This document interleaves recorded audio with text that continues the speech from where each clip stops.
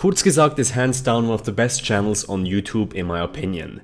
The music is amazing, the narrator has such a calm, deep and reassuring voice, and the animation is simply out of this world.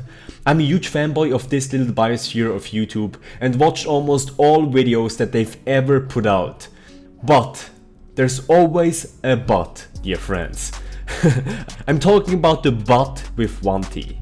The last video, is meat bad for you? Is meat unhealthy? Was slightly disappointing. When I saw the title I was excited. Yes, I like the hard stance on vaccination with the shocking ending. But we can't hide from the reality of what anti-vaccine conspiracies do. They kill babies too young to be vaccinated. They kill healthy children that are just unlucky. They bring serious diseases back from the verge of extinction. And the biggest side effect of vaccines is fewer dead children. I overall like their evidence-based data-driven approach, yet the evidence gathering in the meat video felt like it was done from a guy like Vegetable Police instead of the competent people that I know, trust and love. It feels like they've been trying to cherry-pick studies and display an unnecessary message of moderation on a topic where clear and decisive stance is heavily needed. But speeches are for campaigning. Now is the time for action. This is uncommon for Kurzgesagt and made me disappointed. Today I will debunk the 5 main points of the Kurzgesagt video. You will find a glimpse of these 5 points at the screen right now. What you will soon find out by watching this video is that the topic of meat eating isn't as simple as they presented it to be.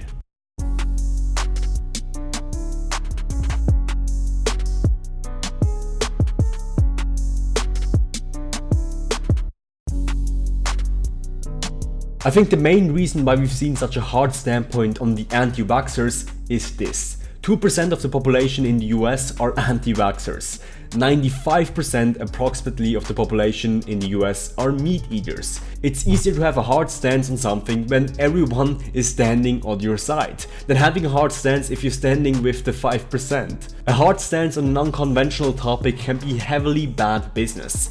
On the Is Meeting Bad For You video of Kurzgesagt, we've seen a like to dislike ratio of 30:1. In the video Why Meat is the best worst thing in the world, which are the hardest stance, we've seen a ratio of about 15:1. Why meat is the best worst thing in the world made people feel bad, and they made it known by pressing the dislike button. This presents us with a challenge. Number 1. The problem with moderation. One of the hardest things when arguing about food is that it's a very personal topic. On YouTube and in our social life obviously, you don't want to shock away or insult your listener. This will make them not receptive to your arguments, and on YouTube this is bad for their algorithm and your video will get 50 views. That's why it's so important to smash the like buttons on videos like this. Come on dude, help your brother out. The compatibility with the algorithm and the fear of bad reputation is why a lot of YouTubers stress moderation. The person that is the epitome of this is John Venus. He seems like a very genuine guy, yet he dropped the vegan label because in my opinion he can't and doesn't want to deal with the pressure. But I'm not going to label myself anymore. I identify myself as a human being who is doing his best to develop himself. The problem is that agreeableness usually doesn't go along with truth and change. We need to know that Kurzgesagt usually presents what people want to hear and not necessarily what they need to hear. One thing that they presented is the claim that meat is a nutritional super package. Meat provides us with most of these things. It contains all essential amino acids our body needs and a lot of minerals like iron, zinc and essential vitamins, some of which are barely found in plants like vitamin B12. Only one essential nutrient is missing in most of the meat we consume, vitamin C. Number 2. Meat is not a nutritional super package. I have to repeat this because this is crucial. Meat is not a nutritional super package. Let's go to Chronometer and put in salmon. It lacks in vitamin A, C, K, calcium, manganese, sodium and fiber. Salmon has exactly 0 carbs, which is considered a critical nutrient. And this is common knowledge in medicine and in nutritional sciences. And I'm not cherry picking an animal food here. Let's type in beef, same thing. Let's type in liver, same thing, with a ridiculous low amount of 20% carbohydrates. Let's type in chicken, same thing. All of these animal foods are extremely deficient in usually more than 5 essential nutrients. How come a plant food like potato, while still incomplete, has less vitamin and macronutrient deficiencies than the super package of meat? Stating that only one essential nutrient, vitamin C, is lacking in animal tissue is simply wrong. What is also wrong is this claim about the Inuit diet. Several health benefits have also been observed in communities that rely solely on meat. The Inuit, for example, are able to survive in extreme climate conditions thanks to a purely meat-based diet. Since they consume the whole animal, including the organs, they get every single nutrient they need, including vitamin C. Number 3. The truth about the Inuit diet. While yes, the Inuits were able to survive on a restrictive and unhealthy diet, the claim for experienced health benefits is simply wrong. The claim that Inuits have a lower heart disease rate was debunked a long time ago. And this dates back 1600 years, where you can see artery clogging in a deceased 53-year-old Eskimo.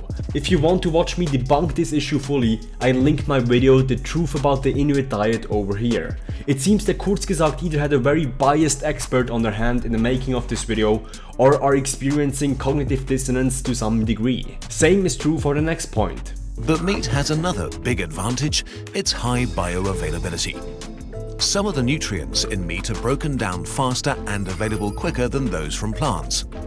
Spinach, for example, contains more iron than meat, but it's absorbed much slower and the body needs more energy to digest it. Number 4. The truth about bioavailability.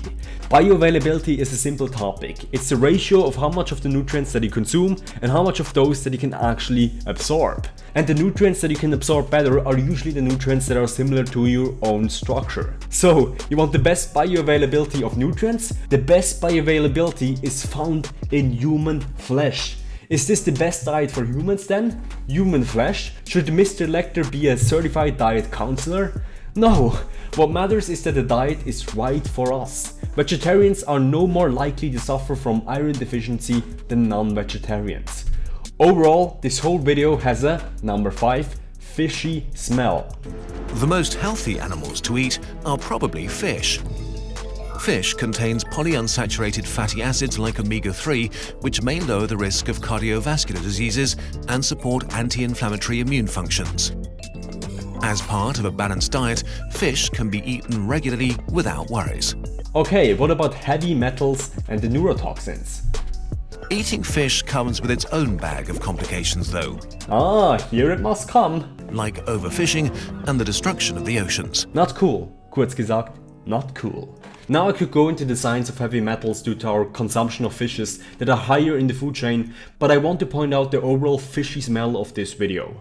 The video of Kurzgesagt is full of certain sequences and wording that are aimed to give us excuses for our bad behavior. Take a look at this scene and I'll put the influential wording in bold red. The only negative health effect of poultry is a bit controversial: fat. Words like only and controversial are destined to excuse your bad behavior. Or at this scene. But this idea has also been criticized by a large number of scientists, arguing high cholesterol levels might be inherited and not caused by nutrition. Or there is no evidence that the very essence of meat has any negative effect beyond its high fat content, and even this point is highly contentious. Or let's take a look at this one. Sometimes too much of a good thing is harmful. These sentences are destined to make the viewer feel good about themselves, but are not necessarily tools for spreading the truth. Although the video conclusion is that meat eating is indeed bad for you and you should opt for less to no meat, this message gets communicated way more subtly. Look at this ending scene. All in all, in moderation, meat is not unhealthy, and you don't need to become vegetarian overnight to have a real impact on your health and the planet. But your lifestyle choices do matter, for yourself and for others. Let's take a look at this sentence without overnight. All in all, in moderation, meat is not unhealthy, and you don't need to become vegetarian to have a real impact on your health and the planet. See? The message is completely changed. The conclusion of this video, based on the subtle word overnight, is actually that vegetarianism and veganism is the way to go. Yet this true core message is packed in so many layers of fishy science and wording that it consciously gets softened. This is not the way to go on an important topic like vegetarianism and veganism. The health of people, of the planet, and the well-being of 65 billion slaughtered animals is at stake. We're at the point where we don't need moderation, we need action. The mission of this YouTube channel is to put veganism across the goal line. If you want to help us achieve that, like and subscribe to this channel, and don't forget to hit the bell icon. Let's make food production great again.